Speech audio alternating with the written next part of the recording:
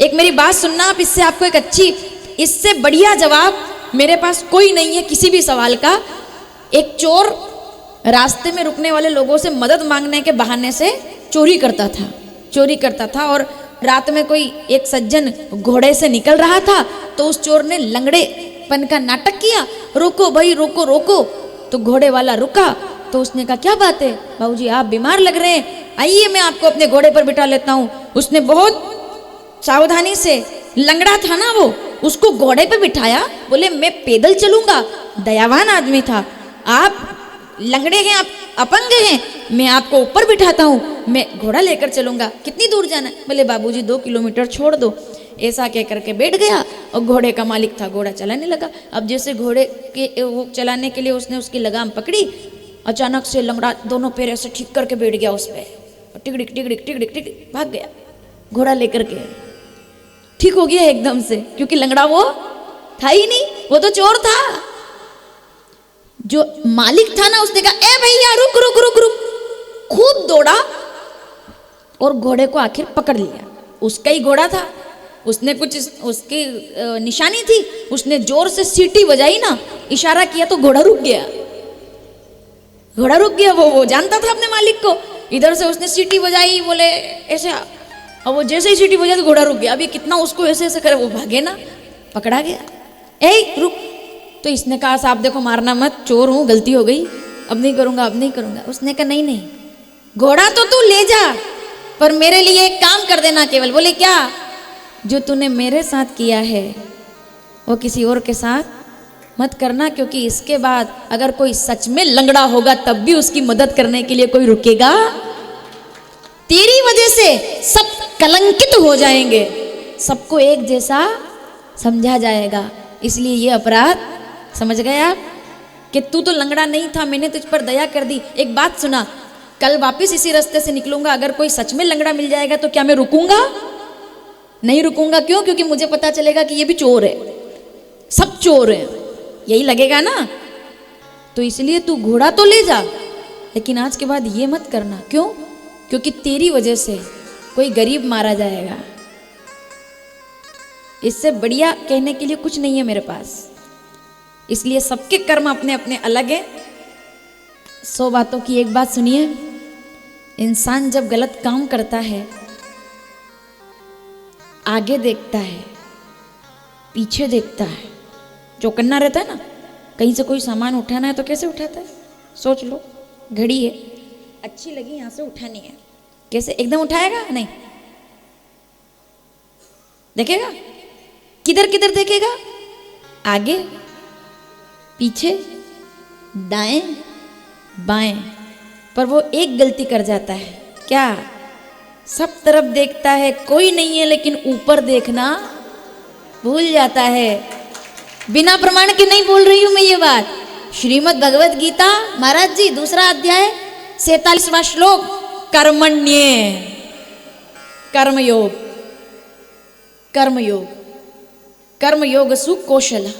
रामचरितमानस अयोध्या कांड 218 दोहा, दूसरी चौपाई, कर्म प्रधान और जो जस करें सो। तो कहाँ से फल देगा भगवान?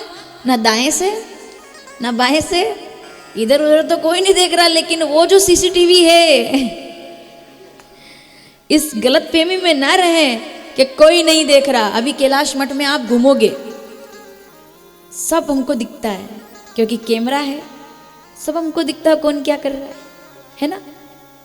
कौन कितनी बजे जा रहा है, कौन कितनी बजे आ रहा है, सब दिखता है। आपको लगता भी नहीं होगा। और सेंसर कैमरा है, सेंसर वाला कैमरा है कि जब कोई सामने आता है ना तुरंत कवर कर लेता है। ऐसा भी नहीं कि झपकी लगा ले, सेंसर कैमरे लग रहे हैं। इस सेंसर में तो फिर भी गड़बड़ हो सकती है, पर उस सेंसर में नहीं होती है भैया गड़बड़। क्यों? चलो प्रमाण आप लोग देंगे। अगर उस सेंसर में, और सबसे बड़ी बात, यहाँ तो फिर भी आप किसी जगह गए तो कैमरे में सेटिंग करवा सकते हो कि हमारा रिकॉर्ड मत करना, लेकिन उसके कैमरे में कभी कटिंग, वो तो सब बराबर कवर करता है। अगर वहां पर घपला और घोटाला रिश्वत चलती, नाम बताना जरा। तो अयोध्या के चक्रवर्ती सम्राट, जिनको किसी ने नहीं देखा था, मैं नाम भूल गई, आप मुझे याद दिलाएंगे और जब पूछूं तब बताना। जिसको किसी ने नहीं देखा था, केवल वो जानते थे कि हाँ तीर चला था और किसी ब्राह्मण के दिल में लगा था। ये गवाही देने वाला और कोई नहीं था, कोई नहीं था। लेकिन वो पति अपनी पत्नी का हाथ पकड़ के कहता है, गजब का प्रसंग है, रामचरितमानस अयोध्या कांड 37वें दोहे की बात की सब चौपाई पढ़ो आप। तोर कलंक मोर पछताओ, मिटेगा नहीं कभी।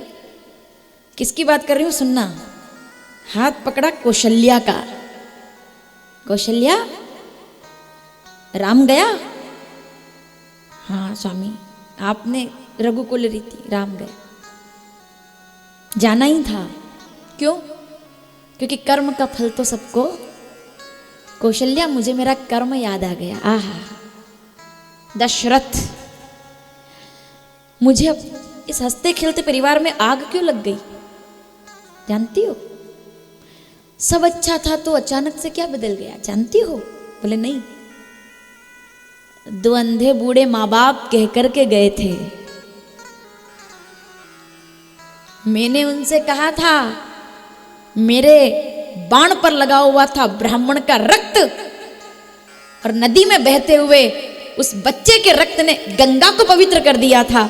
क्योंकि जब मेरा बाण उसको लगा तो मैंने उसको उठा करके कहा, बेटा मुझसे गलती है। ब्राह्मण दुनिया में जो किसी से नहीं डरा, वो राजा दशरथ जनेऊ को देखकर डर गए क्योंकि ये ब्राह्मण है, और मेरा रघुवंश का बाण इसको लगा है।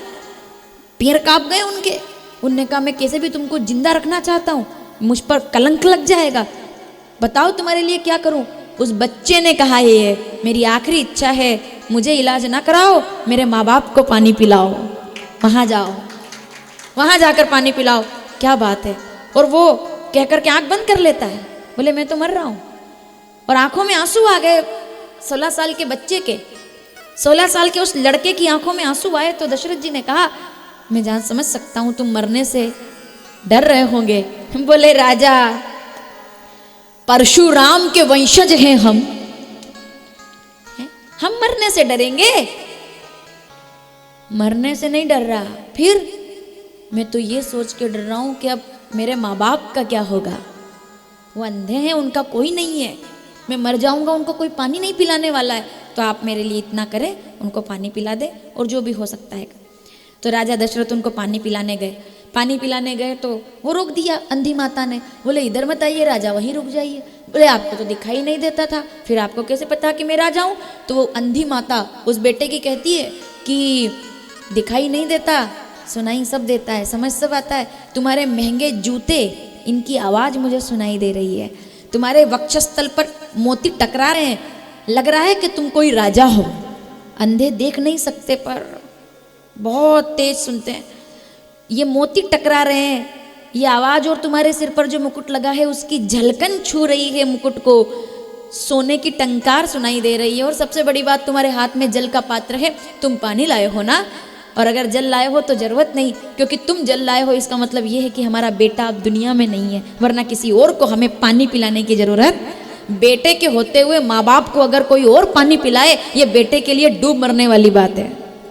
बेटे के होते हुए माँ बाप को कोई और पानी पिलाए ना, ये माँ बाप के लिए दुख की बात थोड़ी है। इनका तो निकल गया टाइम, भविष्य आपका आने वाला है। अब आपके लिए सोचने वाली बात है, जो इनके साथ हुआ है वो तुम्हारे साथ भी। बूढ़े लोगों की सेवा इसलिए मत करना कि उनको सुख मिलेगा, बूढ़े लोगों की सेवा इसलिए करना क्योंकि उनकी सेवा करोगे तो तुमको भी वही सुख मिलेगा।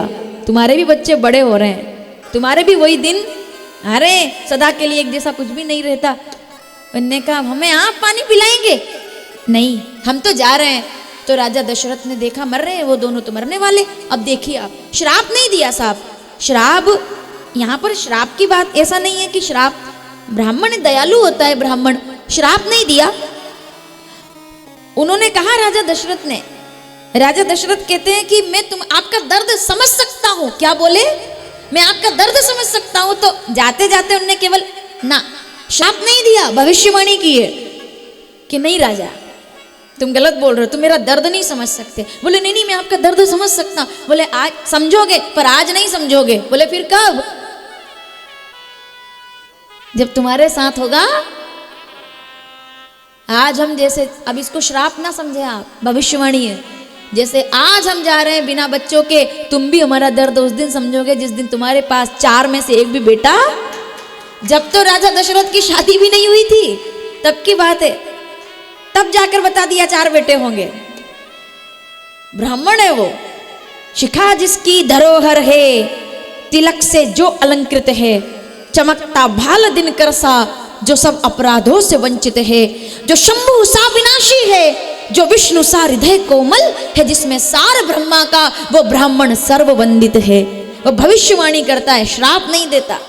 उन्होंने कहा जैसा तुम तब देखो। तो आज मैं तो राम कथा में नहीं उतरना चाहती, वापिस आती हूँ। राजा दशरथ कहते हैं कौशल्या से, बोले क्या राम चला गया? बोले हाँ गए। लखन गया? बोले हाँ। भरत शत्रुघ्न तो है ही नहीं, मेरी मृत्यु आ गई है।